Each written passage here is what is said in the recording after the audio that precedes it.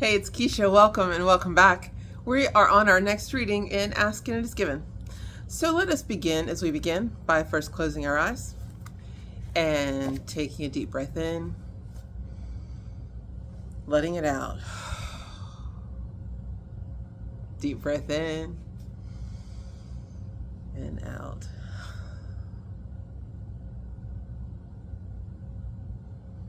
Just feel yourself becoming more centered, more present, and aware of yourself in this moment.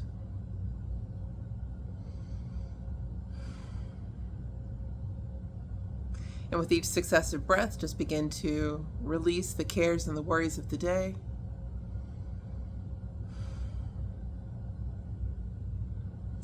Release any attachment to the upcoming things of the week.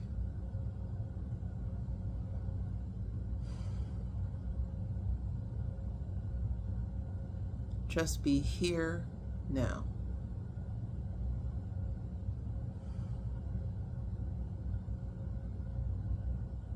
If you feel like anything is attached or corded to you, just see that cord or attachment release going back to source. And if you feel attached to anything or any person, any outcome, just gently release that cord, release that tie, and let it go back to source as well.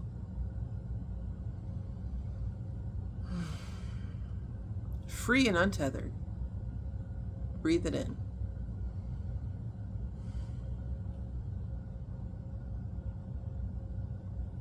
Now see a column of light gently coming down over you. Column of white light. And breathe it in.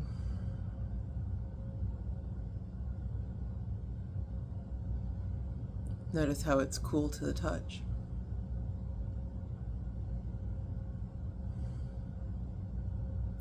Notice how it fills the spaces between the cells, quickens the cells of the body.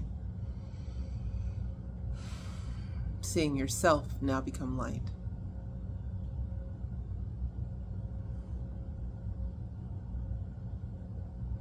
Now gently lift up, higher and higher, lifting up out of earthly consciousness, out of physical limitation,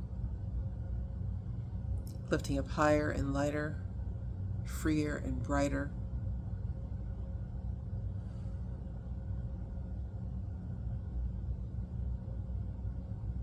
Now come to a gentle resting space.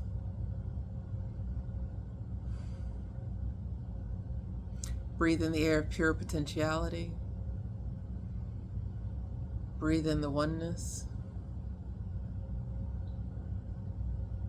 the omnipotence, omnipresence, and omniscience.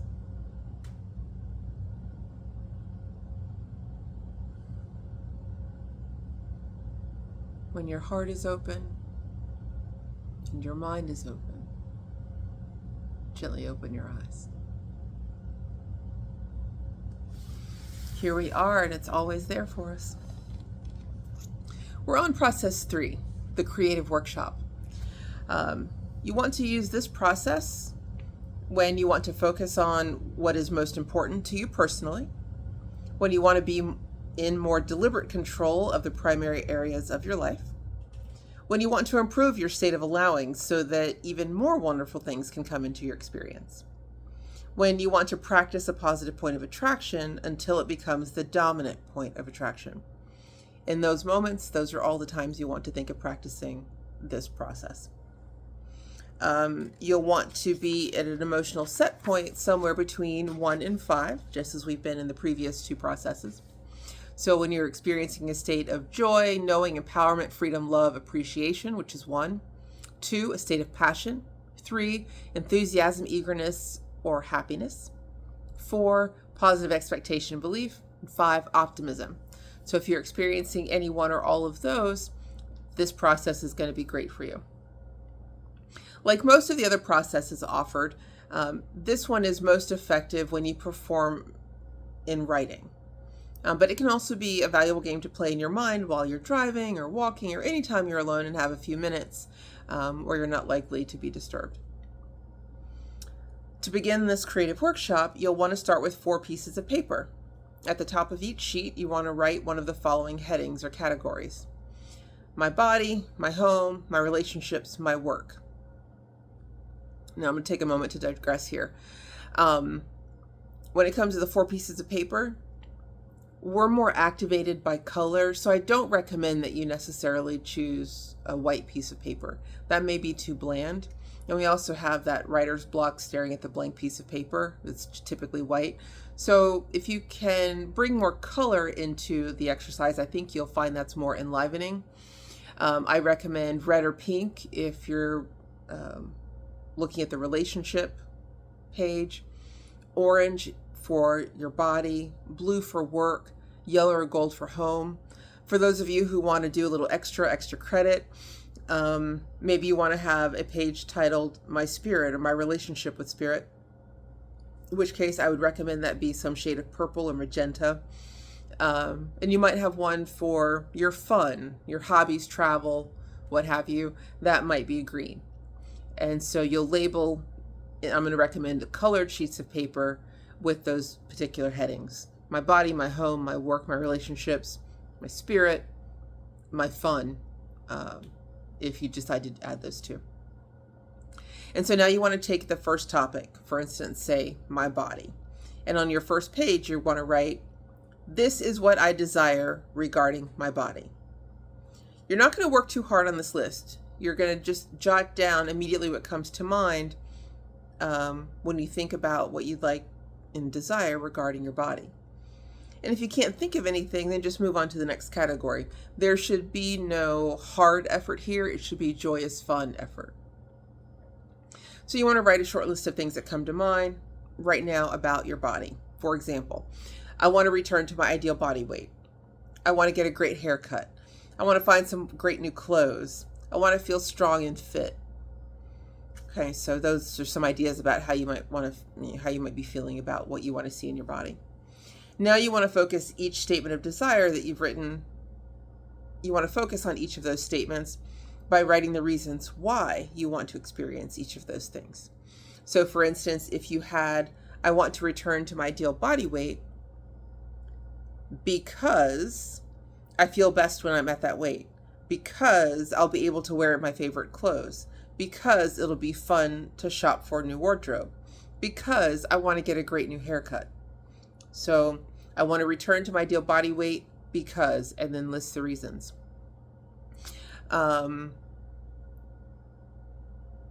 the body weight or the haircut one, I don't know why I threw that in there, but anyway, and then go on to the next one. So if you had, I want to find some wonderful new clothes, then an example might be, I want to find some wonderful new clothes because new clothes always make me feel good. Because I like looking good, because I like people responding to me in a positive way, and so on and so on. This creative workshop process will assist you in focusing upon the areas that are the most immediate and important to your life experience. When you identify the 4 basic, in our case 6, basic subjects of your life, a focusing of energy occurs. When you make more specific statements of desire, you activate the energy around those subjects even more. And when you think about why you want those things, you can usually be softening your resistance around the subject while you're adding even more clarity and power to the thoughts. Why you want something defines the essence of what you want. The universe always delivers to you the vibrational essence of your desire. When you think about why you want something, you usually soften your resistance. But when you think about when it will come and how it will come or who will help you make it come, that's where you often feel the resistance, especially if you don't already know the answers to those questions. This is why when we talk about affirmations, why is it that I have so much money? That's a less resistant question because you're not focusing. You're allowing the universe to answer the question and show you why, as opposed to you wondering, how is it going to come to me? Who's going to help me? When is it going to happen? Those are things over which you have no control. And because you don't have control, you have a greater resistance to it. And so then you'd want to go on and complete that same step, that same exercise for the rest of the categories: my home, my relationships, work, and if you're doing extra credit, my spirit and my fun. And so you'd go through all of those examples. And this is something where the process will help you get your juices flowing towards focusing your energy on these main topics of your personal experience. We would encourage you to play this game once a week or for a month or so, and then once a month thereafter. Now, as you read later in the chapter, they're going to say you're doing it daily. And so for that, I would say to resolve that discrepancy, maybe do it daily for the first week, just to get your spirit, mind, and body synced up. And then do it as frequently as you like, maybe 2 to 3 times a week for the first couple of, the first month or so. And then once a week thereafter, as you feel guided. Keep in mind, you want to be doing the process when you're in a good feeling mood, those, on that 1 to 5 emotional scale we talked about earlier. And so the more you do it, the better you feel, the more you want to do it. So I don't necessarily think that there's a hard and fast rule, even though they mention, 2 different rubrics in terms of time.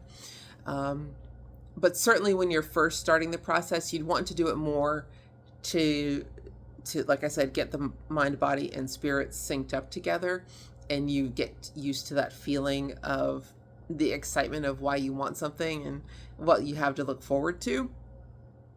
And then once you've gotten that down and you know that feeling and can tap into it more readily, then 2 to 3 times a week, or as you feel guided, probably makes the most sense. If we're not, we're working on not being resistant, I also don't want you to be regimented, right? You want to do it enough to establish the discipline and the feeling, but not feel beholden to it or like it's, adding to your burden and your load. Let's see. Do not try to write everything you want regarding each of the 4 topics. Just write the things that are most immediate. Again, you don't want to force yourself to get too twisted and wrapped up in it. But 4 to 5 things that immediately come to mind is probably a good place to start. And if you're doing it every day, then new things will come up and you'll have a chance to address those things. So it's not like you have to do 10, 15, 20 things each time you do it. And 2, if you're doing it on separate pieces of paper, that's great. You'll want to keep those together and just add to them and be able to refer back to them from time to time to see how your manifestations are coming, because things are going to start happening. Likewise, if you're doing it in a journal, I definitely recommend bookmarking it in your journal so that, again, you'd be able to come back to it more easily. I know with me, if I know I've written something in a journal, but I go through them so quickly, I'll go back and try to look for something and I can't find it in the one I'm writing in. And it's because I did it 2 weeks ago and I've already moved on to another journal. So it's a good idea to bookmark it. Like a magnet, you are attracting thoughts, people, events, lifestyles, everything that you are living. And so as you see things as they are, you attract more of the same. But as you see things as you would like them to be, you attract them as you would like them to be. This is why the better it gets, the better it gets.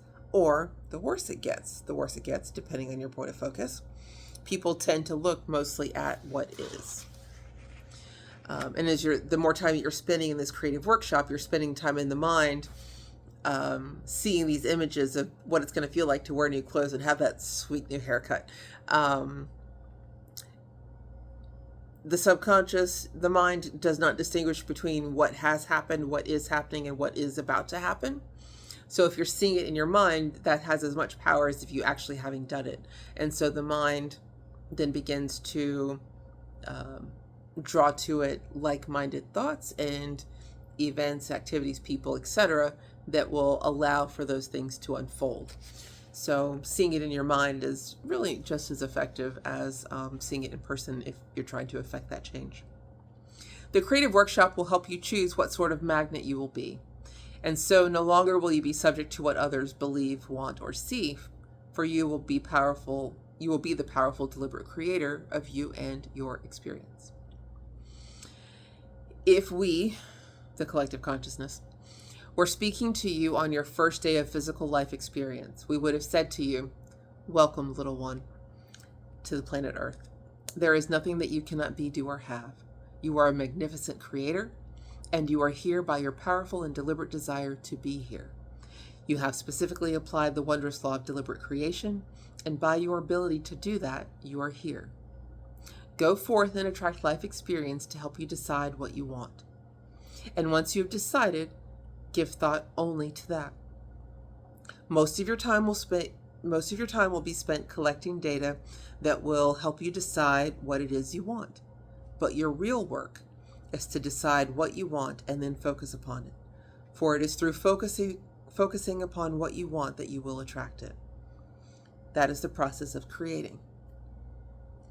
But we are not talking to you on the first day of your life experience. You've been here for a while, and most of you see yourselves not only through your own eyes. In fact, you are not even primarily through your own eyes, but you see yourself mostly through the eyes of others.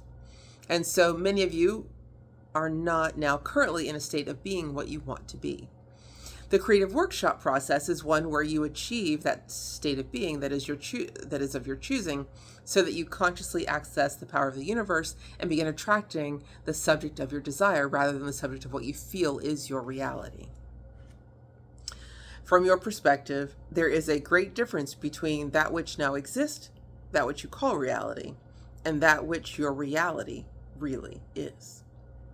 Even as you may be sitting here in a body that is not healthy, or in a body that is not the size or shape or vitality that you choose, in a lifestyle that may not be pleasing to you, driving a vehicle that perhaps embarrasses you, or interacting with others who might not bring you pleasure, we want to assist you in understanding that while this may seem to be your state of being, it need not be. What we are offering here is the process by which you may spend a little bit of time every day intentionally attracting into your experience good health, vitality, prosperity, and positive interactions with others. All the things that make up your vision of what the perfect life experience for you would be.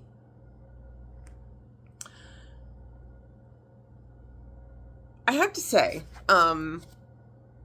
in just these 2 weeks of practicing these two processes, my life looks like this already. It's pretty cool. I haven't done a video on it, but so last week's process was the whatever is in this folder is, and we were saving those visions either in a notebook or on our phones or however we're doing it. I'm saving mine on my phone, and I'm still figuring it out. It was like it took me 2 or 3 days to figure out how to save my photos, whatever. But a lot of things that I had saved were images of clothing that I'd like to have. And throughout the pandemic, I didn't go anywhere, so I didn't buy clothes. And when I did, it was just another pair of black yoga pants. And don't get me wrong, I love my yoga pants, but as now I'm moving back into the world and doing some other projects that have me interacting more with the public, I need clothes. And I'd been, saving pictures of things that I wanted to buy. And I noticed that all of the clothes that I was picking out were things that were vibrant and exciting and interesting and attention grabbing, and maybe more in line with the bigger, more boisterous parts of my personality, more so than the quiet sophisticate that I, generally walk through the world with. And certainly not work-related wear that I would have worn to an office if I was in an office job, which I am no longer in, which is part of the reason I'm feeling so good and having these thoughts and all of that, right? But like today, I went out and I was, looking for, I need a shirt, but I happened to come across a dress, and it was like, oh my God, it's all these patterns, all these colors, and the cut was kind of swinging and cool. And I'm like, I'm going to get that. And then I was looking through the racks, and I saw another dress that was didn't have sleeves, and it was a gold and brown and orange, and it had a nice look to it. And it turned out it was by the same company as the dress that I already had. So I was like, oh, maybe I'll get this one too. So I go up to a mirror, and I hold up the first dress, and it's got these like pink and orange, blue, red, like vibrant colors in it, bold pattern, and it's got long sleeves, and it's just cute. And I hold it up to myself, and I'm smiling, and I'm like, oh my God, this makes me so happy. And I hold up the yellow dress, and I'm like, oh, that's nice. And then I hold up the red one with all the colors, like, oh, this makes me so happy. And I'm like, Keisha, do you hear yourself? Do you see the difference? And I was like, yeah, I'm not going to get the yellow one because it was just kind of, it was nice, but it was just ho-hum. And I I'm not interested in nice and ho-hum. I want what makes me happy. And so that's what I ended up getting. And when I got home and tried it on, for real, my first thought was, oh, I don't think I like this. But that's only because I'm not used to seeing myself in it. I've been used to seeing this type of clothing, on my phone and, on other people. But the more I kind of swished around and kind of got used to the idea, it was like, oh no, this is me. This is where I'm headed. This is what I want. And then I realized that, oh, wait a minute, this dress looks like the stuff that I've been picking out. So, I did a video last week about how the first week's process was working quickly. And today I'm telling you about the second week's process having worked just that quickly. And as I'm reading to you about the third process, I realized, oh my God, it's already working. So I hope you are working this like I am and having such beautiful experiences. The comment section is there. You can always let me know. Let everyone else know. Because, I am unique, but I'm not special, right? Like these things that I do, you shall do in greater. That wasn't just Jesus to us. That's me to you. So yeah, let me know about it. This is cool. This is fun. I can't wait to see what's happening next week. But let's enjoy this one. And I'll see you soon. And of course, love you in the meantime. Bye.